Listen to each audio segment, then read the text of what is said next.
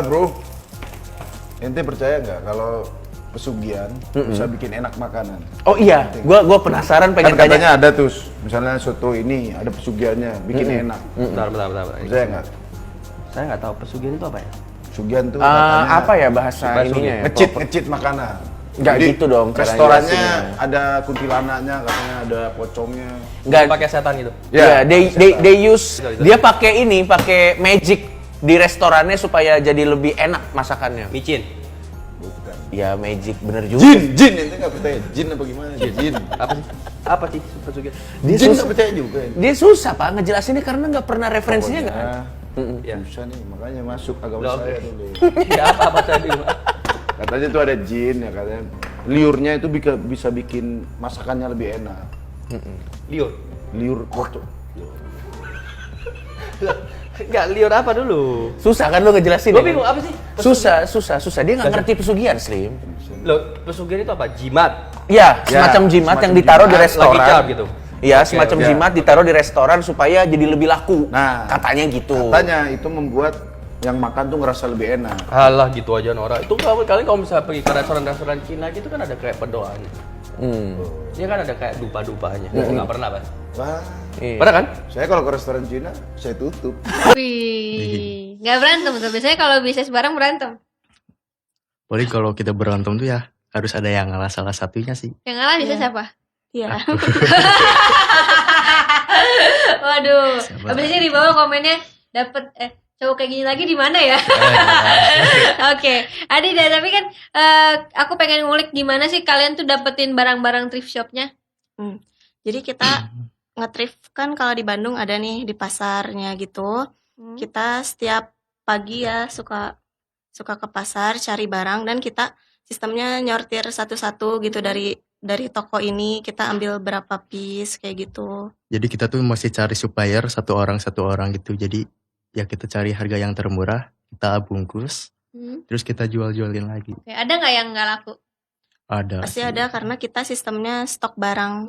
Jadi kalau di online shop kan ada barang yang habis sama ada yang masih ada. Jadi kita tetap simpan itu. Jadi kalau orang lain yang lihat toko kita masih bisa pilih-pilih gitu barangnya. Karena emang pasarnya anak-anak muda sekarang. Iya, ini juga pada thrift semua nih. Mana baju thriftnya? Yang mana? Nah, itu belinya keren, thrift keren. juga tuh. Kamu lucu deh pakai baju meeting belanja bulanan. Udah kayak chef. Oke, chef bener. Matanya bohai lagi. Gimana chef? Saya perlu kecap nggak? Gak usah chef. Sini chef.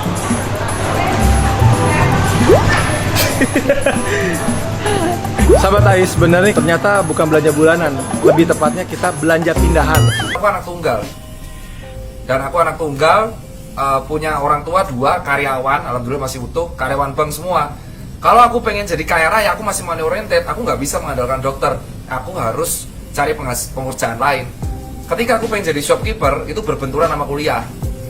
Jujur aja, kuliah dokter dari jam 7 pagi sampai jam 5 sore, belum nggak ada tugas, nggak bisa. Berarti aku mau nggak mau harus usaha. Dari situlah aku mulai usaha. Usaha pertama aku jujur jual gorengan, bosku. Gorengan pula di Jalan Magelang ada dijual. Di situ aku kayak merasa, wah jadi pengusaha enak. Tapi kalian harus tahu resiko yang pertama. Ketika yang lain tidur, aku harus kulak duluan subuh-subuh jam 4 pagi. Ya kan, habis subuhan ke tukang gorengan yang ada di Jalan Magelang Jogja itu, beli banyak, terus habis itu di packing yang rapi, terus dijual di gedung kuliah pada waktu itu. Dan yang kedua, aku harus misahin keuanganku sendiri. Ketika yang lain bisa santai-santai, aku harus kulak, aku harus making, aku harus ngitung keuangan, aku harus nabung gitu. Itu baru jual gorengan. Dan di situ kayak aku merasakan ternyata cari duit sendiri itu susah, Pak, susah banget. Dari situ aku menghargai duit. Dan ternyata jadi pengusaha tuh nggak segampang yang diceritain orang-orang. Iya, banyak motivator yang berkata, jadilah pengusaha, yang penting niat, yang penting passion. Iya, segampang mulut mereka, padahal jadi pengusaha tuh susah banget. Dan ini buat kalian, emang niat penting, doa penting, tapi kalau nggak ada keyakinan, usaha, dan yang penting adalah berani mencoba tanpa takut akan gagal, kamu nggak bisa jadi pengusaha. Nah, ini pengusaha nih. Kalau pegawai gimana? Jadi pegawai salah enggak.